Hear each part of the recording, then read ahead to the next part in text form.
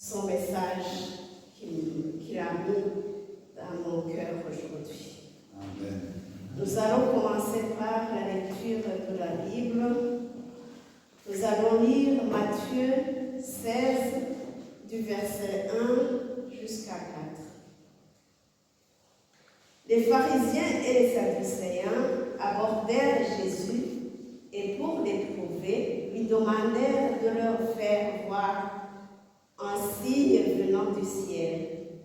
Jésus leur répondit: le soir, vous dites, il fera beau, car le ciel est rouge, et le matin, il y aura de l'orage aujourd'hui, car le ciel est d'un rouge sombre. Vous savez discerner l'aspect du ciel, et vous ne pouvez discerner les signes des temps. Une génération méchante et adultère demandèrent un miracle. Il ne lui sera donné d'autre miracle que celui de Jonas. Alors, nous allons voir le miracle de Jonas. Nous lisons dans Jonas 1, du verset 1 jusqu'à 15. La parole de l'Éternel fut adressée à Jonas, fils d'Amitai, en ces mots: lève-toi, va à Ninive, la grande ville, et crie contre elle, car la méchanceté est montée jusqu'à moi. Et Jonas se leva pour s'enfuir à Tarsis, loin de la face de l'Éternel. Il descendit à Jaffo et il trouva un navire qui allait à Tarsis. Il paya le prix du transport et s'embarqua pour aller avec les passagers à Tarsis, loin de la face de l'Éternel. Mais l'Éternel fit souffler sur la mer un vent impétueux, et il s'éleva sur la mer une grande tempête. Le navire menaçait de faire naufrage. Les mariniers eurent peur. Ils implorèrent chacun leur Dieu, et ils jetèrent dans la mer les objets qui étaient sur le navire, afin de le rendre plus léger. Jonas descendit au fond du navire, se coucha et s'endormit profondément. Le pilote s'approcha de lui et lui dit: pourquoi dors-tu? Lève-toi, invoque ton Dieu. Peut-être voudra-t-il penser à nous et nous périrons pas. Et ils se dirent l'un à l'autre: venez et tirons au sort pour savoir qui nous attire son malheur. Ils tirèrent au sort, et le sort tomba sur Jonas. Alors ils lui dirent: dis-nous qui nous attire son malheur. Quelles sont tes affaires et d'où viens-tu? Quel est ton pays et quel peuple es-tu? Il lui répondit: je suis hébreu et je crains l'Éternel, le Dieu des cieux qui a fait la mer et la terre. Ces hommes eurent une grande frayeur et ils leur dirent: pourquoi as-tu fait cela? Car ces hommes savaient qu'ils fuyaient loin de la face de l'Éternel, parce qu'il leur avait déclaré. Ils lui dirent: que t'offrirons-nous pour que la mer se calme envers nous? Car la mer était de plus en plus orageuse. Il leur répondit: prenez-moi et jetez-moi dans la mer, et la mer se calmera envers vous. Car je sais que c'est moi qui attire sur vous cette grande tempête. Ces hommes ramaient pour gagner la terre, mais ils ne purent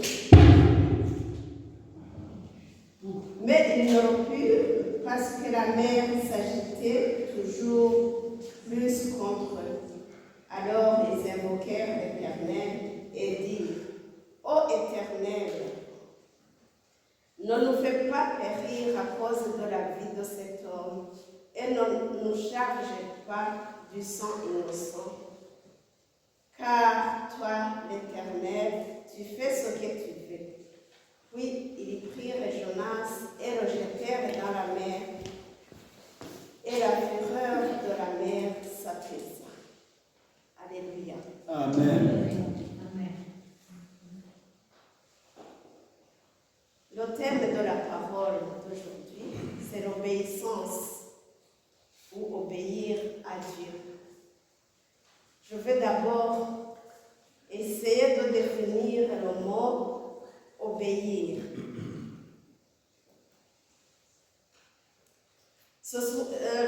Obéir, ça veut dire se soumettre à une demande, une règle ou un ordre donné. Être soumis à l'autorité ou se laisser gouverner. Quand nous lisons la Bible, nous constatons que Dieu ne se contente pas des sacrifices que nous lui offrons, mais plutôt de l'obéissance. Dans 1 Samuel 15, verset 22, on lit « Voici l'obéissance vaut mieux que les sacrifices, et l'observation de sa parole vaut mieux que la graisse des bébés. » L'obéissance à Dieu intervient dans tous les aspects de notre vie. Dans nos travail, dans le foyer, dans nos études, ceux qui font les études, il nous faut obéir. Dans les finances et dans l'éducation, quand nous éduquons nos enfants, ou bien quand on va à l'école, il faut obéir celui qui donne l'éducation. Dans nos choix, il nous faut des fois obéir. Dans les décisions que nous prenons tous les jours. Elle fait partie de notre vie quotidienne. Dans la lecture que nous venons de faire, c'est le signe que Dieu nous a donné. Jonas nous a servi d'un exemple, mais malheureusement un mauvais exemple, parce qu'il n'a pas obéi à Dieu. Jonas a voulu retourner le dos à la parole de Dieu. Il a pris le mauvais chemin. Au lieu d'aller à Ninive pour enseigner la bonne nouvelle de Dieu, il est allé à Tarsis. Ce qui lui est arrivé, c'est que dans le navire où il était, il a obligé aux passagers qui étaient avec lui de jeter leurs affaires parce qu'il y avait la tempête. Quand nous tournons le dos à l'Éternel, non seulement nous attirons le malheur, mais aussi on attire le malheur aux autres, à notre entourage, à notre famille, à nos amis, à nos voisins. Ils ont été obligés de jeter leurs affaires dans la mer pour que le navire soit un peu léger, pour calmer la tempête qu'il y avait. Mais ça a été en vain. Jonas, lui, il dormait. Il dormait profondément. Il nous arrive de dormir parce qu'on n'a pas écouté la parole de Dieu. Le pilote a essayé de le réveiller pour qu'il prie le Seigneur. Souvent, nous restons dans nos habitudes, dans notre travail, aller au travail, se réveiller le matin, on n'a pas le temps de prier, on s'en va, on va au travail, on va à l'école, on va voir le médecin quand on est malade, sans avoir le temps de prier. Ce qui nous nous arrive, c'est que il y a quelques conséquences qui nous arrivent quand on n'écoute pas la parole de Dieu. Le pilote alors, il a réveillé Jonas pour qu'il invoque son Dieu. Est-ce que nous sommes ici, nous prions tous les jours, on est toujours éveillés pour ne pas dormir comme Jonas? Au verset 7, les passagers qui étaient avec Jonas, ils ont dit, venez, tirons au sort pour savoir qui nous attire son malheur. Quand on n'obéit pas à Dieu, les conséquences qui nous arrivent, ça n'arrive pas à nous-mêmes seulement, mais ça arrive à tout le monde qui sont autour de nous. Alors, il lui dit, dis-nous qui nous attire son malheur. Les gens qui sont avec nous, quand nous les attirons, le malheur, ils le savent, ils y voient. Pour un chrétien, on ne doit pas dire tout le temps, moi je suis chrétien, mais dans nos habitudes, dans nos comportements, dans nos façons d'agir, dans nos façons de nous habiller, on voit qui nous sommes. Alors, les passagers qui étaient avec Jonas, ils ont constaté que c'est lui qui leur attire le malheur. Frères et sœurs en Christ, les gens qui sont autour de nous nous regardent, ils nous observent, ils observent nos affaires, ils observent tout ce que nous faisons.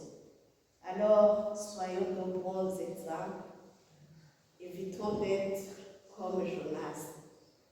Un chrétien qui obéit à Dieu n'a pas besoin de dire « Je suis baptisé, je suis de telle église », mais on nous voit. Un jour, j'étais avec mes collègues pendant la pause, et puis c'était le moment de manger, et puis j'ai constaté que je n'avais pas une fourchette pour manger.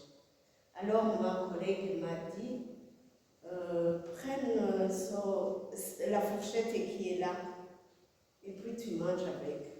C'était une fourchette d'une stagiaire.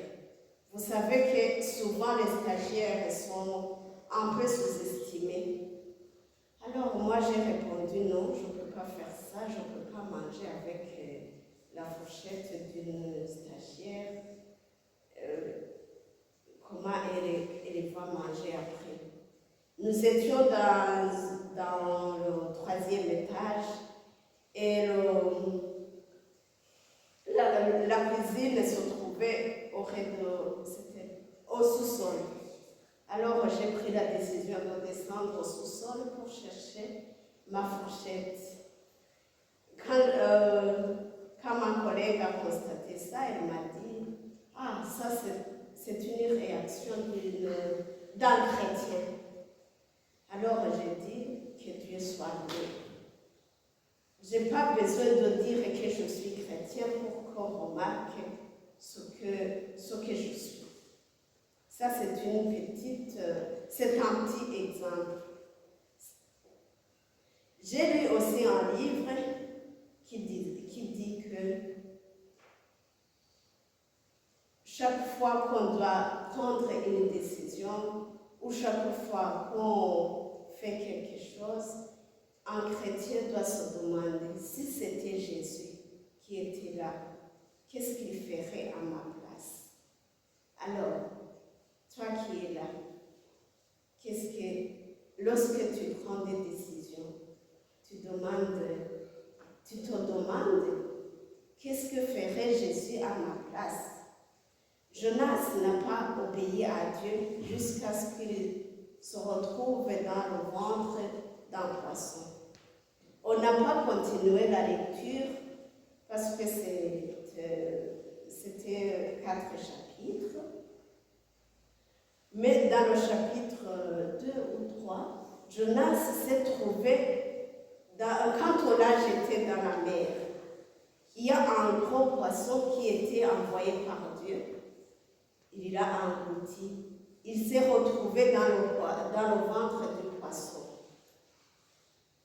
Mais il a commencé à prier. Il a dit à Dieu, quand j'étais là, quand j'avais des problèmes, tu as été là, alors sauve-moi. Et Dieu l'a écouté. Il l'a sorti du ventre du poisson. Et nous, quand nous prions le Seigneur, il nous écoute. Il est toujours là. Évitons de tomber dans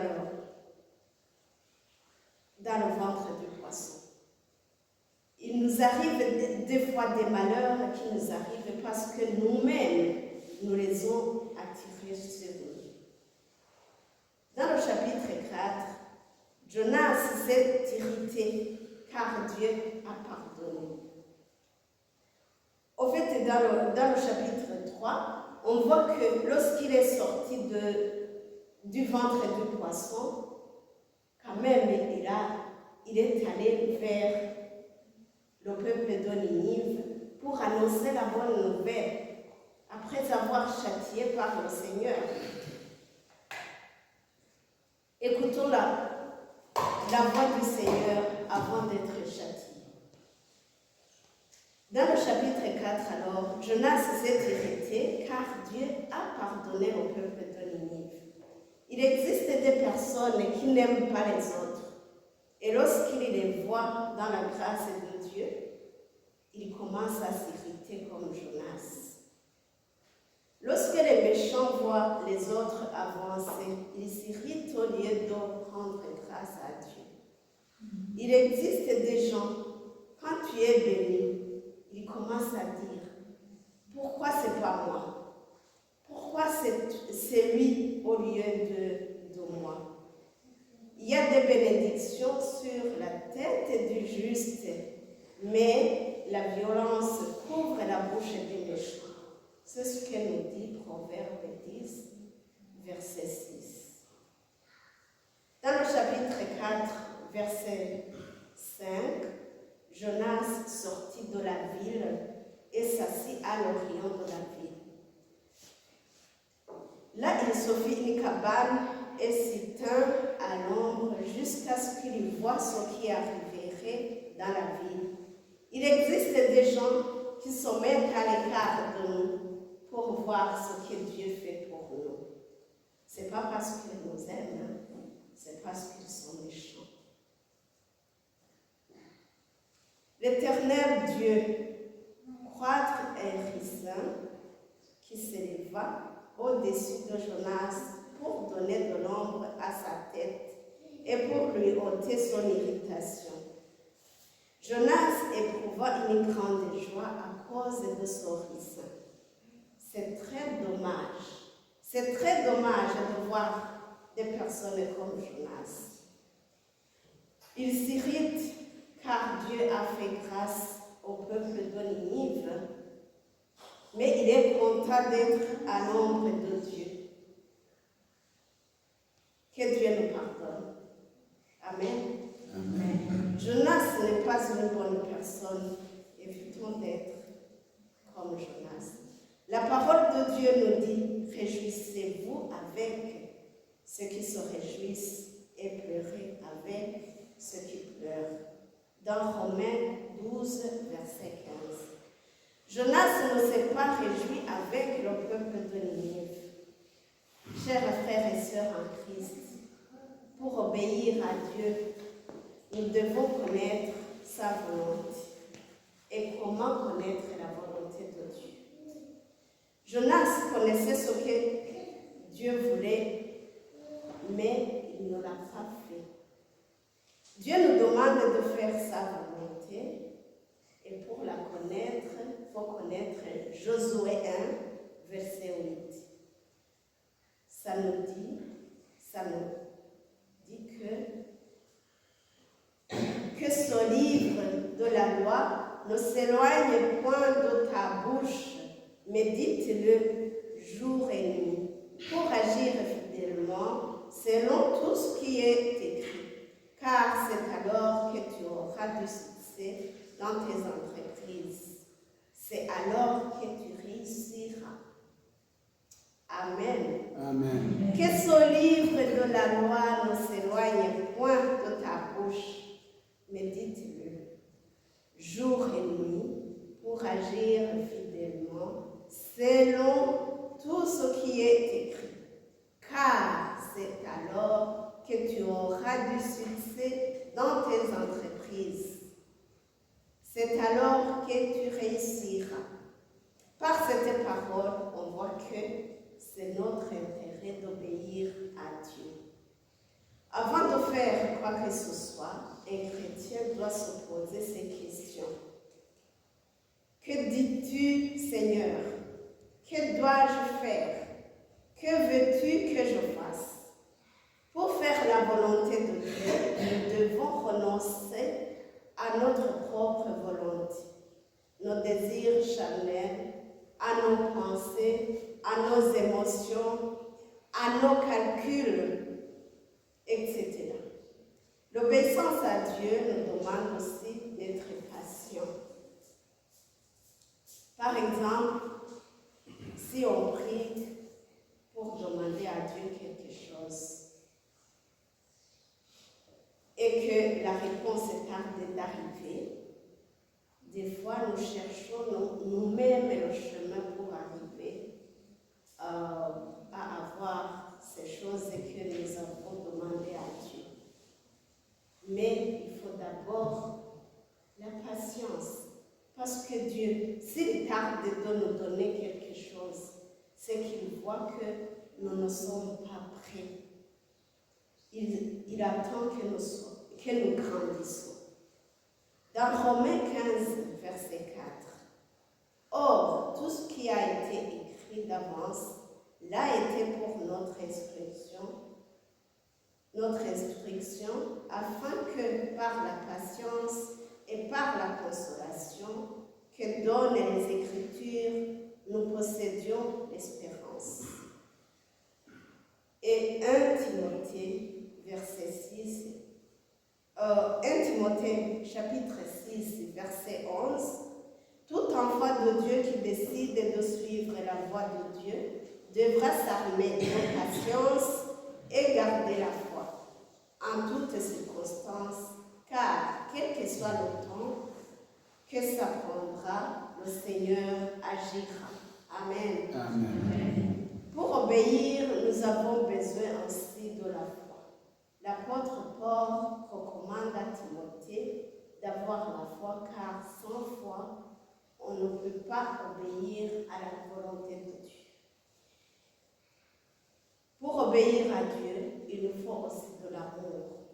Jonas, lui, a manqué l'amour pour le peuple de Ninive.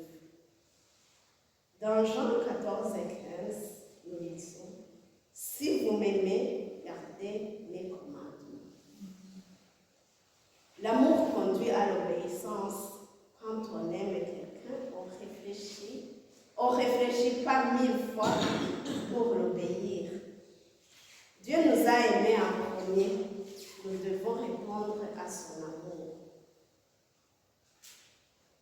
Les conséquences de la désobéissance a fait payer le prix à Jonas. Vous avez entendu que pour aller à Tarsis, il a payé le prix. Mais s'il avait écouté la parole de Dieu, il allait à Ninive sans problème. Il n'aurait pas rencontré tous les problèmes qu'il a eus. Alors, chers frères et sœurs, en terminant ma prédication, je vais vous inviter à faire une petite rétrospection et se demander, est-ce que moi, j'écoute la parole de Dieu, je lis la parole de Dieu chaque fois, Est-ce que je pense à ce que Jésus aurait fait à ma place avant de faire